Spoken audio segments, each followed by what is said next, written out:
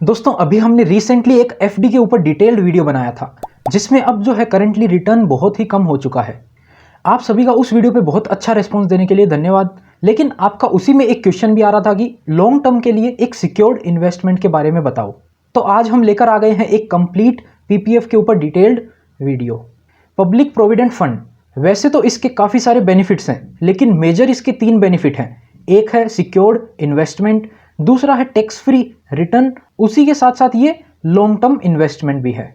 तो इस वीडियो में पीपीएफ से रिलेटेड जितने भी रूल्स और प्रोविजंस हैं उन सबको इस वीडियो में एक ही वीडियो में पूरा एक्सप्लेन कर देंगे, जिससे आपको पीपीएफ से रिलेटेड पूरा नॉलेज हो जाएगा। और अगर आप पीपीएफ में इन्वेस्ट करने की सोच रहे हैं तो आप अपना डिसीजन ले पाएंगे इस वीडियो को देखने के बाद में। नमस्कार दोस्तों, मेरा नाम है राकेश, आप देख रहे हैं बैंकिंग बाबा यूट्यूब चैनल। अगर ये वीडियो पसंद आती है तो लाइक ज़रूर कीजिएगा। तो चलिए इस वीडियो को शुरू करते हैं। सबसे पहला ही सवाल आता है कि हम पीपीएफ में इन्वेस्टमेंट क्यों करें। तो पीपीएफ में इन्वेस्टमेंट करने के काफ़ी सारे बेनिफिट्स हैं। आइए एक एक करके बेनिफिट को देख लेते हैं। पहला ये कि ये कंप्लीटली एक रिस्क फ्री इन्वेस्टमेंट है। पीपीएफ में रिस्क बिल्कुल भी नहीं है क्योंकि ये गवर्नमेंट की तरफ से ऑफर किया जाता है।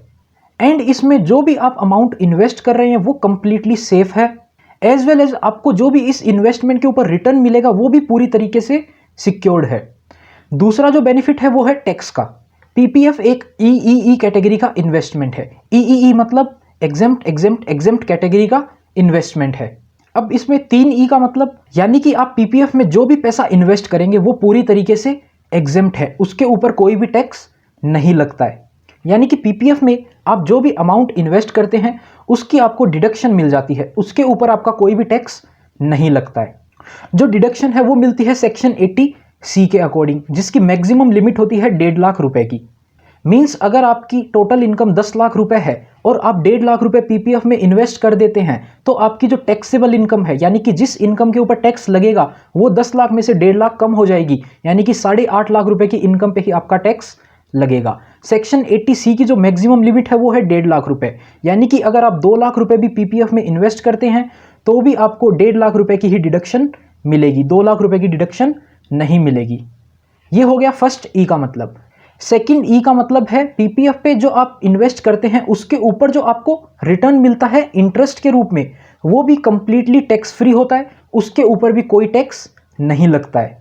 पीपीएफ पर जो रिटर्न है वो एफडी के कंपैरिजन में ज़्यादा मिलता है और एफडी का जो रिटर्न है वो टैक्स फ्री नहीं होता है, उसकी कुछ कंडीशन होती है लेकिन वो टैक्स फ्री नहीं होता है। पीपीएफ के ऊपर जो आपको मिलने वाला इंटरेस्ट है वो कंप्लीटली टैक्स फ्री होता है। और पीपीएफ की जो इंटरेस्ट रेट होती है वो गवर्नमेंट मार्केट के अकॉर्डिंग एनुअली डिसाइड करती है। अभी जो करंट रेट चल रही है पीपीएफ की वो है 7.1% पर एनम की, जो कि आने वाले समय में चेंज भी हो सकती है। थर्ड ई का मतलब है आफ्टर मैच्योरिटी। आपको जो पीपीएफ का अमाउंट आपने डिपॉजिट किया उसमें जो भी इंटरेस्ट बना वो सारा अमाउंट आपको जब मिलेगा उस टाइम पर भी वो एग्जेम्प्ट रहेगा, उसके ऊपर आपको कोई भी टैक्स नहीं पे करना होता है। इवन अगर आप पीपीएफ में से बीच में कोई पैसा निकालते हैं तो उस पैसे के ऊपर भी आपका कोई टैक्स नहीं लगता है, वो भी टैक्स फ्री होता है कंप्लीटली। तो इन 3 रीजंस की वजह से इसको भी ईई कैटेगरी का इन्वेस्टमेंट बोला जाता है। अब सवाल आता है कौन कौन पीपीएफ अकाउंट ओपन कर सकता है। कोई भी resident Indian PPF account open कर सकता है एंड एक पर्सन एक ही पीपीएफ अकाउंट ओपन कर सकता है।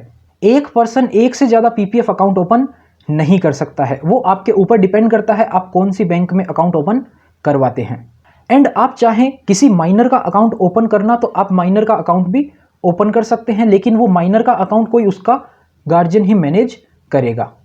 अब कोई भी NRI person PPF account open नहीं कर सकता है। पीपीएफ अकाउंट खोलने के लिए सिर्फ अब जो कंडीशन रखी है वो है रेजिडेंट इंडियन की। तो अगर आप एक रेजिडेंट इंडियन हैं तो ही आप अपना पीपीएफ अकाउंट ओपन कर सकते हैं। अब बात आती है पीपीएफ अकाउंट ओपन कैसे करें, how to open PPF account. किसी भी nationalise bank, SBI, PNB, Canara bank या फिर आजकल प्राइवेट बैंक भी ये फैसिलिटी प्रोवाइड करने लग गए हैं पीपीएफ अकाउंट ओपन करने की। तो किसी भी बैंक से या फिर किसी भी पोस्ट ऑफिस से आप अपना पीपीएफ अकाउंट ओपन करवा सकते हैं। अकाउंट ओपन करने का प्रोसेस एकदम ईजी है। अगर आपका किसी भी बैंक में अकाउंट है और आपका जो बैंक है वो पीपीएफ की सर्विस प्रोवाइड करता है तो आप अपने इंटरनेट बैंकिंग में लॉगिन करके अपना पीपीएफ अकाउंट ओपन कर सकते हैं ऑनलाइन ही। लेकिन अगर आप चाहते हैं ऑफलाइन अकाउंट ओपन करना तो आप किसी भी बैंक में जा सकते हैं और वहाँ पर आपको एक फॉर्म भर के सबमिट करना होगा। उसके साथ में आपको अपने 3 डॉक्यूमेंट देने पड़ेंगे, एक होगा आईडी प्रूफ, एक होगा एड्रेस प्रूफ और एक होगा सिग्नेचर प्रूफ। उसके साथ में आपकी अगर फ़ोटो मांगी जाती है तो आपको अपनी फ़ोटो प्रोवाइड करनी होगी। ये डॉक्यूमेंट्स बैंक में प्रोवाइड करने के बाद में आपका अकाउंट ओपन कर दिया जाएगा। अब सवाल आता है पीपीएफ में कितना अमाउंट इन्वेस्ट कर सकते हैं, मिनिमम और मैक्सिमम लिमिट की बात करते हैं। पीपीएफ अकाउंट का जो टेन्योर है वो है 15 साल मिनिमम आपको अकाउंट मैनेज करना पड़ेगा कंप्लीट फाइनेंशियल ईयर। यानी कि आज अगर आप एक अपना अकाउंट ओपन करते हैं तो आपका जो फर्स्ट ईयर का काउंटिंग स्टार्ट होगा वो 1 अप्रैल 2022 से स्टार्ट होगा और वो 15 साल के लिए कंटिन्यू करेगा। और हर साल आपको मिनिमम एक ट्रांजैक्शन करना जरूरी है, यानी कि हर साल आपको एक बार कम से कम अपने पीपीएफ अकाउंट में कुछ डिपॉजिट करना पड़ेगा। वो कुछ जो अमाउंट है वो मिनिमम है 500 रुपये और मैक्सिमम की कोई लिमिट नहीं है। लेकिन अगर आप 1.5 लाख रुपए से ज़्यादा अमाउंट अपने पीपीएफ अकाउंट में जमा करवाते हैं किसी भी साल में, तो 1.5 लाख से ऊपर की अमाउंट पे आपको ऑलरेडी जैसा बता दिया सेक्शन 80C की लिमिट है 1.5 लाख रुपए की। यानी कि 1.5 लाख रुपए से आप ऊपर का अमाउंट जमा करवाते हैं तो उसका आपको टैक्स का डिडक्शन नहीं मिलेगा। और जो आप 1.5 लाख रुपए से ऊपर का अमाउंट जमा करवाते हैं उस पर आपको इंटरेस्ट भी नहीं मिलेगा। तो कोई सेंस नहीं है 1.5 लाख रुपए से ज़्यादा अमाउंट पीपीएफ में जमा करवाने का। तो पीपीएफ की जो मिनिमम लिमिट है वो हो गई 500 रुपये, तो मैक्सिमम लिमिट को भी आप 1.5 लाख रुपए बोल सकते हैं। एंड बाई चांस अगर आप अपने पीपीएफ अकाउंट में पूरे 1 साल में कोई भी अमाउंट जमा नहीं करवाते हैं तो आपका जो अकाउंट है उसको इनएक्टिव मार्क कर दिया जाएगा। उस इनएक्टिव को आप वापस से ओपन करवाना चाहें तो करवा सकते हैं। उसके लिए आपको कुछ 50 रुपये का पेनल्टी पे करना पड़ता है। सपोज आपने आज अपना पीपीएफ अकाउंट ओपन करवा लिया मिनिमम 500 रुपये से, लेकिन आने वाले 2 सालों में आपने कोई भी अमाउंट उसमें जमा नहीं करवाया, तो अब उन 2 सालों के बाद में आप अगर अपना अकाउंट ओपन करवाना चाहते हैं तो आपको 2 साल की 50-50 रुपये करके पेनल्टी पे करनी होगी, जो 100 रुपये आपकी पेनल्टी हो जाएगी और 500 रुपये सेकेंड ईयर का, 500 रुपये थर्ड ईयर का। तो आपको 1000 रुपये अपने पीपीएफ अकाउंट में जमा करवाना पड़ेगा कम से कम। ऊपर एडिशनल आप अमाउंट जमा करवाना चाहते हैं तो करवा सकते हैं, लेकिन 100 रुपये की जो पेनल्टी है वो आपको पे करनी पड़ेगी 2 साल के लिए। 1 साल की जो फीस है वो है 50 रुपये अगर आपका अकाउंट इनएक्टिव हो जाता है तो। और अगर आप हर साल कोई ना कोई अमाउंट जमा करवाते रहते हैं तो आपका अकाउंट इनएक्टिव मार्क नहीं होगा। अब बात करते हैं पीपीएफ मैच्योरिटी की। जैसा कि आपको बताया पीपीएफ में जो इन्वेस्टमेंट है वो 15 साल के लिए किया जाता है मिनिमम।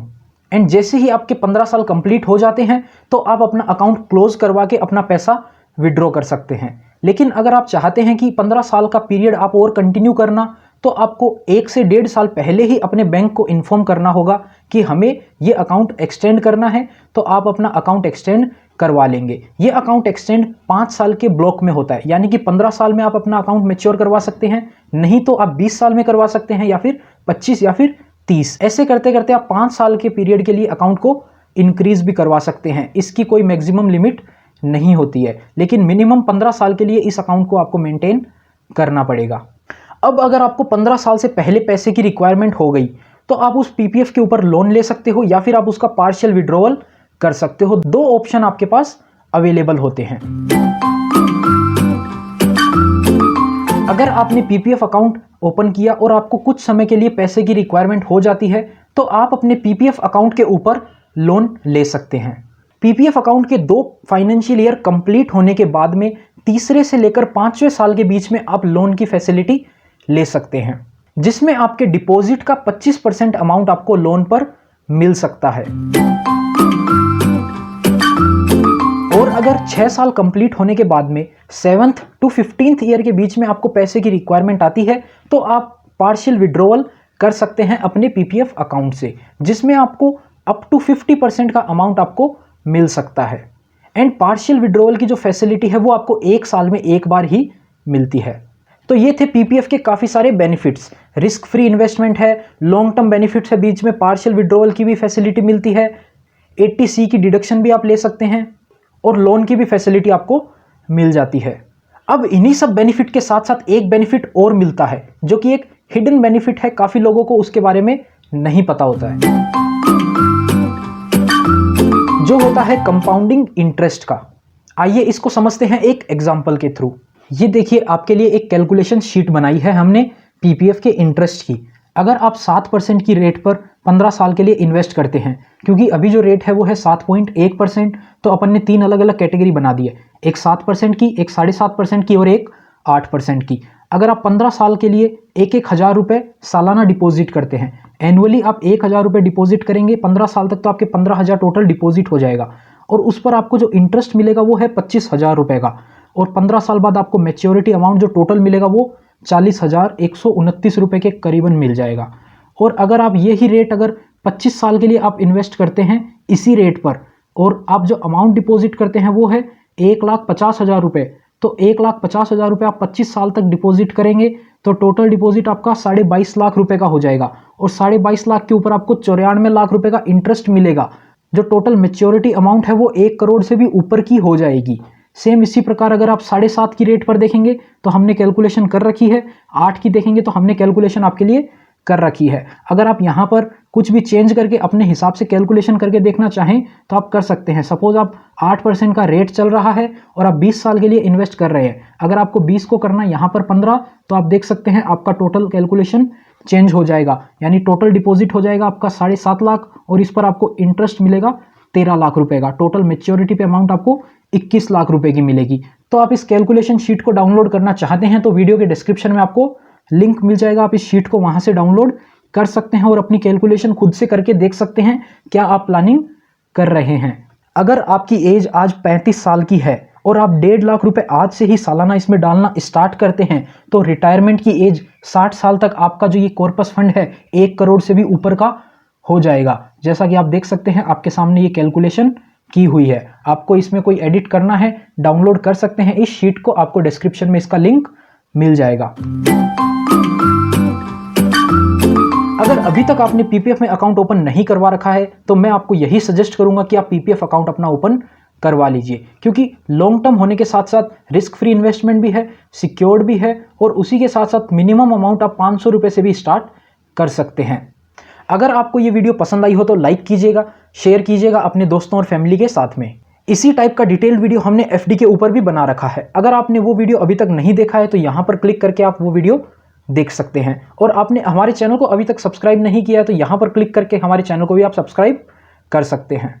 इस वीडियो या इस चैनल से रिलेटेड आपका कोई भी सजेशन हो तो आप इस वीडियो के कमेंट सेक्शन में हमें बता सकते हैं। इस वीडियो में इतना ही, मिलते हैं आपसे फिर किसी दूसरे वीडियो में, तब तक अपना ख्याल रखिएगा।